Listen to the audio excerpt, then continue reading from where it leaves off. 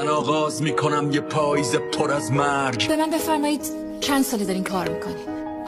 من از اون وقتی که یادم میاد من دارم کار میکنم دیگه، حالا 15-16 سال برقم. خسته نباشین. چقدر سرمایه داری؟ سرمایه ما دیگه بیشتر زمچه ما سرمایه. خدا حفظشون کنه. من الان شما رو از کجا آوردم؟ یه لحظه مهیج از خود شدن آهن. از کنار خیابون.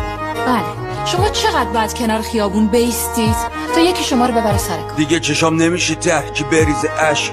چرا آروم نمیشه ده؟ ببینی آقا سروش، شما اگه درس نخونی آیندت میشه یکی مثل این آقا، میشی یه آقای مثل ایشون که باید صبح تا شب بره کنار خیابون بیسته تا شاید یکی ببرتش سر کار. کسی که پل بشه میونه شکاف، یعنی باید بگذره از رو خودش. منم مثل تا هیچی نشدم. اگه هیچی نشده به خاطر اون که اون زمانی که بعد میرفت تمرین میکرد رفت دنبال نون واسه زن. شما اگه درس نخونی آیندت میشه یکی مثل این آقا، بشن که بره اردو بره باشگاه رفت دور میدون وایساد برای گچکاری.